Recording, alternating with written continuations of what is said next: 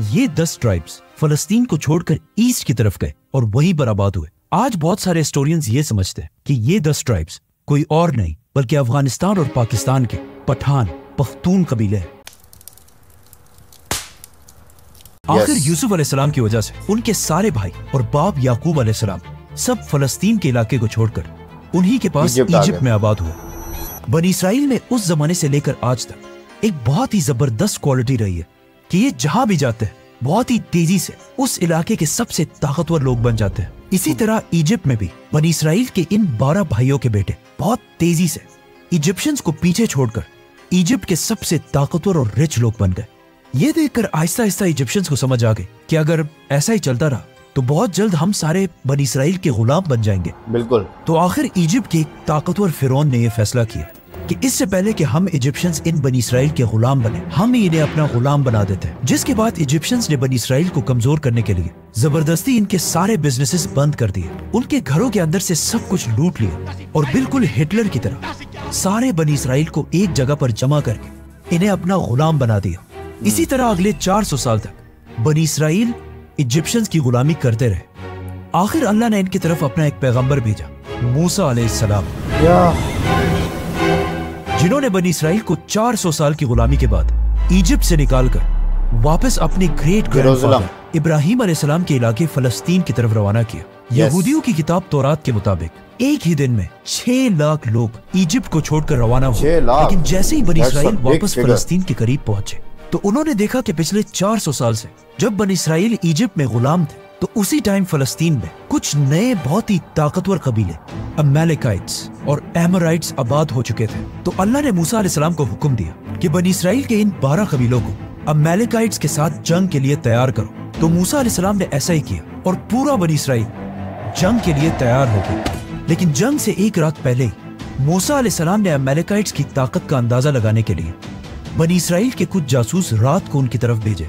लेकिन अब जब बनी इसराइल जंग के लिए बिल्कुल रेडी खड़े थे तो अचानक उन जासूसों ने वापस आकर बताया कि हम बनी इसराइल उन लोगों का मुकाबला कभी भी नहीं कर सकते, क्योंकि ये एमोराइट्स और बाकी कबीले हमसे बहुत ही ज्यादा ताकतवर और रिच लोग हैं और उनके पास हथियार भी हमसे बहुत ज्यादा है। ये सुनकर बनी इसराइल का सारा हौसला बिल्कुल टूट गया और उन्होंने अपने सारे हथियार फेंककर मूसा अलैहिस्सलाम से कहा कि आप और आपका रब जाकर लड़े, हम इन लोगों से नहीं लड़ने वाले। बनी इसराइल की इस हरकत से अल्लाह को उन पर बहुत सख्त गुस्सा आया और उसने तौरात में मूसा अलैहिस्सलाम से कहा कि मैंने बनी इसराइल को इतनी ज्यादा निशानियां दिखाई, लेकिन इस सब के बाद भी इन्होंने मेरे लिए लड़ने से इनकार कर दिया। तो अब तुम सब बनी इसराइल अगले 40 साल तक इसी डेजर्ट में रहोगे और तुम्हारा एक एक बंदा इसी डेजर्ट में मरेगा। यही तुम सबकी सजा है, यहाँ तक कि तुम सबकी कब्रें भी इसी डेजर्ट में ही बनेंगी।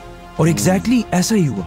अगले 40 साल में बनी इसराइल की जो गुलाम जनरेशन इजिप्ट के फिरौन से आजाद होकर निकली थी, इन 40 सालों में वो बिल्कुल खत्म हो गई। लेकिन इन सब के साथ मूसा और हारून अलैहिस्सलाम भी इस दुनिया से चले गए। इन 40 सालों में बनी इसराइल की एक नई जनरेशन आजाद सोच के साथ बड़ी हुई और उन्होंने यूशा बिन नून अलैहिस्सलाम की लीडरशिप में आखिर पूरे फलस्तीन को फतह कर लिया। और इस तरह बनी इसराइल 500 साल के बाद दोबारा फलस्तीन में आबाद हुए। यूशा अलैहिस्सलाम ने पूरे फलस्तीन को फतह करने के बाद फलस्तीन को 12 हिस्सों में डिवाइड कर दिया और बनी इसराइल के 12 कबीलों के हवाले किया। और इन सब के ऊपर कोई एक बादशाह नहीं बल्कि हर कबीले को कंट्रोल करने के लिए उनके ऊपर जजेस का एक ग्रुप बिठाया, जो वक्त के साथ साथ बनी इसराइल के सारे फैसले करने लगे। और इसी तरह अगले 300 साल तक बनी इसराइल के यही जजेस पूरे फलस्तीन पर हुकूमत करते रहे। लेकिन आहिस्ता आहिस्ता वक्त के साथ साथ ये जजेस करप्ट होते गए और कुछ पैसों के लिए तौरात की आयात को बिगाड़कर अपने मर्जी के फैसले देने लगे। यही से तौरात जो मूसा अलैहिस्सलाम पर नाजिल हुई थी आहिस्ता आहिस्ता चेंजेस आने लगे, जिसकी वजह से तौरात की असली प्योर शक्ल इन जजेस की वजह से आहिस्ता आहिस्ता दुनिया से खत्म होने लगे। और ये जजेस इतने करप्ट थे कि अल्लाह ने इन्हें रोकने के लिए अपने पैगंबर भी भेजे। तो इन जजेस ने ये जानकर भी कि वो पैगंबर है, उन्हें कत्ल करवा दिया। आखिर इन जजेस की 300 साल की करप्शन की वजह से बनी इसराइल बहुत ही कमजोर हो गए, जिसका फायदा उठाकर पास के एक ताकतवर नए कबीले जिन्हें फिलिस्तीन्स कहा जाता था बनी इसराइल पर आकर हमला कर दिया। और इस कौम के लीडर का नाम जालूत, जिसने बहुत तेजी से बनी इसराइल से ये सारे इलाके छीन लिए और इवन उनके कैपिटल जेरूसलम को भी फतह कर लिया। अब इससे बनी इसराइल के लोगों को आखिर 300 साल बाद समझ आ गए कि इन्हीं जजेस के गलत फैसलों की वजह से आज हम सब बर्बाद हो चुके हैं। तो वो सब उस वक्त के पैगंबर सैमुएल के पास जमा हुए और उनसे रिक्वेस्ट की कि आप इन जजेस को हटाकर पूरे बनी इसराइल के लिए एक यूनाइटेड ताकतवर बादशाह चूज करें ताकि हम इन दुश्मनों का मुकाबला कर सकें। तो सैमुएल ने बनी इसराइल का पहला बादशाह चूज किया जिसका नाम था तालूत। तो तालूत बनी इसराइल की फौज को लेकर जालूत से लड़ने के लिए रवाना हो और दोनों फौजें एक दूसरे के आमने सामने हो।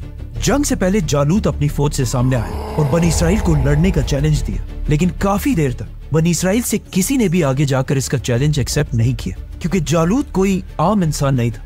यहूदियों और मॉडर्न एस्टिमेट्स के मुताबिक जालूत की हाइट ऑलमोस्ट 9 फुट के करीब थी। आजकल कुछ लोग समझते हैं कि जालूत कुछ ज्यादा ही बड़ा था, ऑलमोस्ट एक पहाड़ जैसी हाइट थी उसकी, लेकिन ये बिल्कुल गलत, बल्कि जालूत के हाइट के करीब मॉडर्न जमाने में भी एक इंसान गुजरा है, रॉबर्ट वॉडलो, जिसकी हाइट को देखकर जालूत की हाइट का अंदाजा लगाया जा सकता है। जालूत काफी देर तक खड़े होकर बनी इसराइल को जंग के लिए चैलेंज करता रहा। आखिर बनी इसराइल की फौज से एक यंग लड़का दाऊद जालूत से लड़ने के लिए सामने आया। लोगों ने दाऊद को समझाने की कोशिश भी की कि ऐसा मत करो क्योंकि दाऊद और जालूत की हाइट में ऑलमोस्ट इतना बड़ा डिफरेंस था और जालूत भी इस छोटे से लड़के को देखकर हंसने लगे। लेकिन जैसे ही लड़ाई शुरू हुई तो दाऊद अलैहिस्सलाम ने दूर से एक पत्थर घुमाकर सीधा जालूत की तरफ फेंका और ये पत्थर सीधा जाकर जालूत के सर पर लगा और वो वहां सबके सामने दाऊद अलैहिस्सलाम की एक ही वार से जख्मी होकर जमीन पर गिर गया। अपने लीडर को इतनी आसानी से गिरते हुए देखकर उसकी सारी फौज का मोराल बिल्कुल डाउन हो गया। ये देखकर तालूत ने बनी इसराइल को हमले का हुक्म दिया और कुछ ही देर में जालूत की पूरी फौज जंग छोड़कर भाग गई। जंग में दाऊद अलैहिस्सलाम की बहादुरी देखकर वो पूरे बनी इसराइल में एज अ वॉरियर मशहूर हुए और तालूत के बाद दाऊद अलैहिस्सलाम पूरे फलस्तीन के बादशाह बने। दाऊद अलैहिस्सलाम फलस्तीन के सबसे ताकतवर बादशाह थे, लेकिन उनकी वफात के बाद उनके बेटे सुलेमान अलैहिस्सलाम को अल्लाह ने ऐसी बादशाहत दी जो उनके बाद पूरी दुनिया में किसी को नहीं मिली। मतलब अल्लाह ने सुलेमान अलैहिस्सलाम को हवाओं, परिंदों, जिन्नात सब पर कंट्रोल दिया था और इसी ताकत को यूज करके उन्होंने अपने कैपिटल जेरूसलम में एक बहुत बड़ी मस्जिद बनाई जिसे आज टेम्पल ऑफ सोलोमन कहा जाता है। ये टेम्पल उस जमाने में दुनिया की सबसे बड़ी बिल्डिंग्स में से एक और कहा जाता है कि ये सिर्फ एक इबादत की जगह नहीं बल्कि बनी इसराइल का पार्लियामेंट भी, जहां से सुलेमान अलैहिस्सलाम अपनी पूरी एम्पायर को चलाते थे। सुलेमान अलैहिस्सलाम की वफात के बाद बनी इसराइल ने उनके बेटे रहबाम को पूरे फलस्तीन का नया बादशाह बनाया, लेकिन रहबाम अपने वालिद सुलेमान की तरह कोई ज़हीन बादशाह नहीं था, जिसकी वजह से इसके खिलाफ पूरे फलस्तीन में बगावतें होने लगी और इस तरह सुलेमान अलैहिस्सलाम की ये अजीम एम्पायर 2 हिस्सों में डिवाइड हो गई। इस डिवीजन में एक तरफ बनी इसराइल के 10 कबीले आबाद हुए और दूसरी तरफ सिर्फ 2 कबीले रहे और ये सब आपस में ही लड़ने लगे, जिससे अगेन बनी इसराइल इतने कमजोर हुए कि एक दूसरी कौम ने बनी इसराइल के इन 10 कबीलों पर हमला कर दिया और बनी इसराइल के इन 10 ट्राइब्स को हमेशा के लिए फलस्तीन से निकाल दिया। यहूदी स्कॉलर्स के मुताबिक ये 10 ट्राइब्स फलस्तीन को छोड़कर ईस्ट की तरफ गए और वहीं पर आबाद हुए। आज बहुत सारे हिस्टोरियंस ये समझते हैं कि ये 10 ट्राइब्स कोई और नहीं बल्कि अफगानिस्तान और पाकिस्तान के पठान पख्तून कबीले हैं। अब पीछे फलस्तीन में सिर्फ 2 ही कबीले रह गए और इनमें भी बड़ा कबीला यहूदा कबीला था और इसी कबीले की वजह से आहिस्ता आहिस्ता इनका नाम बनी इसराइल से चेंज होकर यहूदी पड़ा। लेकिन इन यहूदियों पर भी कुछ अरसे बाद बेबीलोनियन एम्पायर के बादशाह बख्त नसर ने हमला कर दिया और फलस्तीन में ऐसी तबाही मचाई कि लाखों यहूदियों को कत्ल किया और सुलेमान अलैहिस्सलाम की बनाई हुई मस्जिद टेम्पल ऑफ सोलोमन को भी आग लगा दी और जो यहूदी जिंदा बचे थे उन सबको गुलाम बनाकर अपने कैपिटल बेबीलोन ले गया और इस तरह सुलेमान अलैहिस्सलाम की ये अजीम एम्पायर हमेशा के लिए खत्म हो गई। और इस तरह यहूदी एक बार फिर बिल्कुल फिरौन की तरह अगले 50 साल तक एक दूसरे बादशाह के गुलाम बने। लेकिन 50 साल के बाद अल्लाह ने यहूदियों को दोबारा बचाने के लिए अपना एक बंदा भेजा, साइरस द ग्रेट, जो उस जमाने में ईरान पर्शियन एम्पायर का पहला बड़ा बादशाह था, जिसने अपनी पूरी फौज लेकर बेबीलोनियन एम्पायर पर हमला कर दिया और इन्हें खत्म कर दिया और यहूदियों को गुलामी से निकालकर वापस फलस्तीन और जेरूसलम की तरफ भेजा और इन्हें पैसे भी दिए कि जाकर सुलेमान अलैहिस्सलाम के उस टेम्पल को दोबारा बनाओ। आज बहुत सारे मुसलमान स्कॉलर्स ऐसे भी जो साइरस द ग्रेट को जुल्करनैन समझते हैं, जिसे हम फिर कभी एक्सप्लेन करेंगे, तो सब्सक्राइब। साइरस द ग्रेट की मदद से एक बार फिर यहूदी फलस्तीन के इलाके में आबाद हुए और फलस्तीन वापस आकर सबसे पहले यहूदियों ने सुलेमान अलैहिस्सलाम के टेम्पल को उसी जगह पर दोबारा बनाया जहां इससे पहले बनाया गया था। ये टेम्पल आज तो दुनिया में मौजूद नहीं है, लेकिन इस टेम्पल की एक दीवार वेस्टर्न वॉल आज भी वहां मौजूद है और ये दीवार यहूदियों के लिए उतनी ही इम्पोर्टेंट है जितना मुसलमानों के लिए काबा है।